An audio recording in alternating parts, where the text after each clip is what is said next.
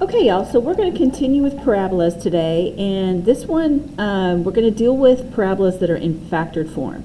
And so this is more conceptual, so hopefully you can follow along on this and it all makes a lot of sense.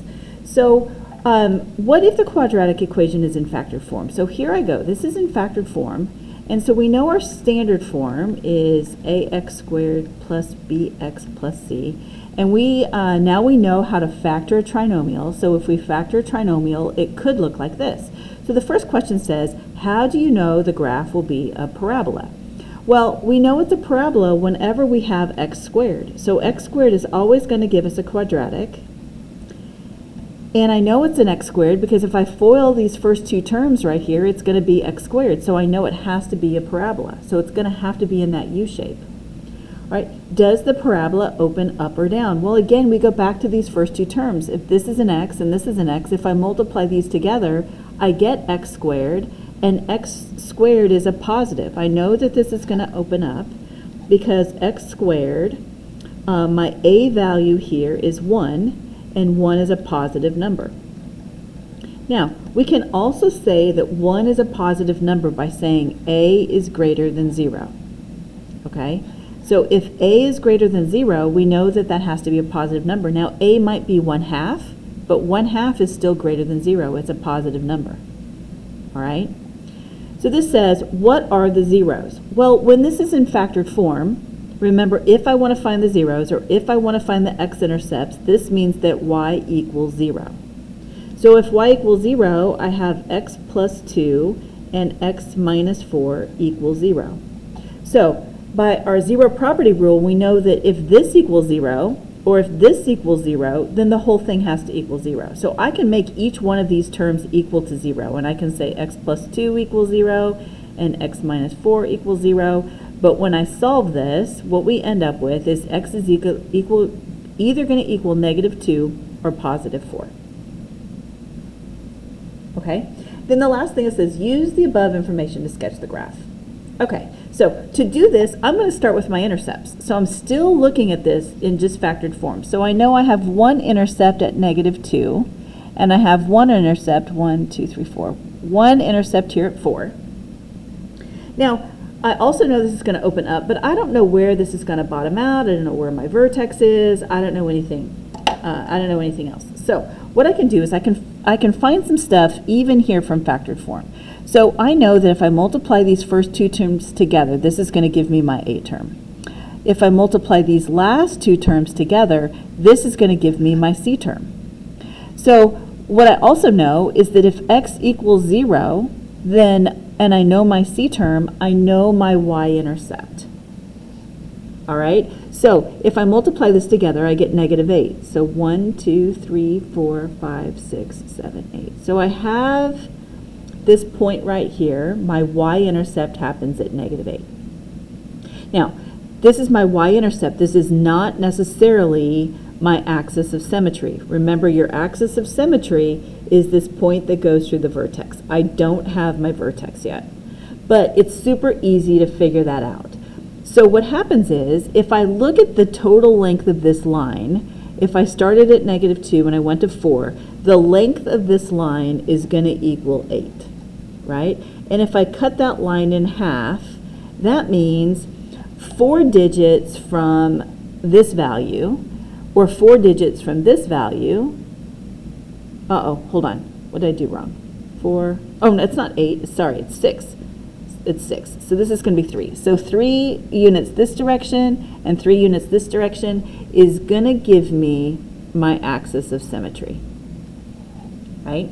So I looked at the total. This is just kind of distance formula, right? I looked at the distance of this line, so -2 plus 4. So this total distance here is going to be 8 units.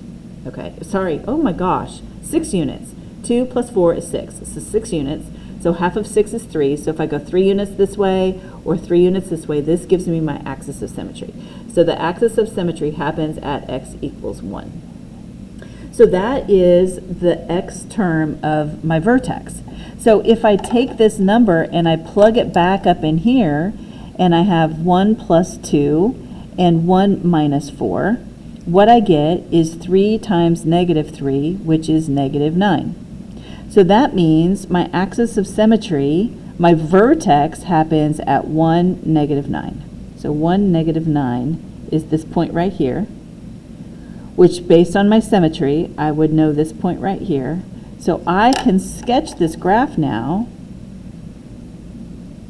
This parabola is going to look like this. So we had to take a lot of different things together to kind of come up with that, right? So the distance of this line, we know halfway in between that is going to be my axis of symmetry. I know where I cross my x. I have my x-intercepts. I have my y-intercept. I can plug that back in to find my vertex. All right, so let's look at another one. So if we look at this guy, it's in factored form. So if it's in factored form, then I know my zeros are going to happen when this term equals 0 or when this term equals 0. So my zeros actually happen at -1/2 and +1/2. And here's what that looks like. 2x plus 1 equals 0. So 2x equals -1. Divide both, and I have x equals -1/2. Right? I can do the same thing over here. I get +1/2. So I have this value here at -1/2, and I have this value here at +1/2. Well, that makes this super easy, because if I want to know what's halfway between the two, my axis of symmetry is going to happen right here at x equals 0.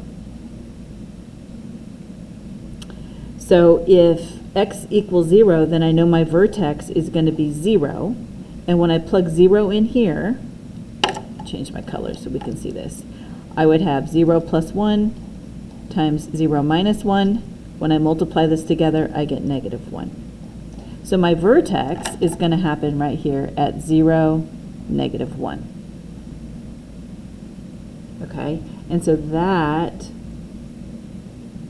is what this parabola is going to look like. Okay, so let's look at this last one. So we want to label these things as either true or false. So we have this equation, standard form. We don't know anything about the equation. All we know is we have our two x-intercepts.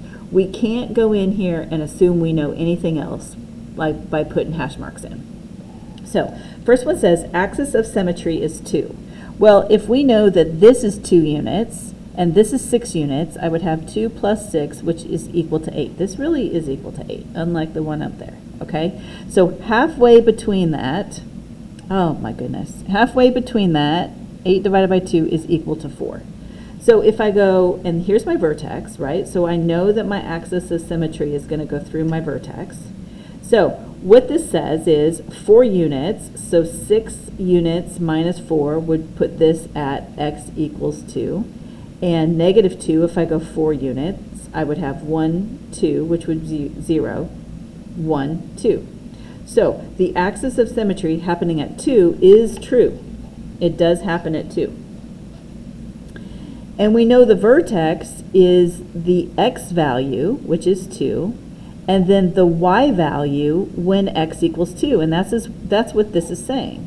So this is saying, what is y when x equals 2? So f of x, if I have f of 2, it's saying when x equals 2, what is the y value? So this is also true. Okay. This one's saying the a value is less than 0. So what we have here, what this means is that a is negative. That's what it's saying. Is the a value less than 0? Is the a value negative? Well, if it was negative, then my parabola would be shaped down, right? And it's not. My parabola is shaped up. So this is going to be false. Okay? The next thing that it's saying here is c less than 0? So is the c value negative? And we know that the c value is the y-intercept. So is the c value negative? Well, here's my y-intercept.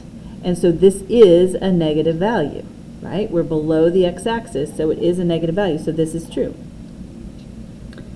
And then the last thing is saying when is f of 1 equal to f of 3? So we know that we've got this symmetric system, right? So this is symmetry. And if my value here, my axis of symmetry happens at x equals 2, then that means this value at 1 and this value at 3 are going to be the same? Well, because this is 1 unit and this is 1 unit away from the axis of symmetry, we know that this has to be true. Now, if I said, is f of 1 equal to f of 4, well, f of 4 would be right here, and that value right here would be more than 1 unit away. If this unit's 1 and this unit's 2, this would be not true. This would be false. Okay? All right, this was super short today, so that's all we have. Go ahead and work on the homework.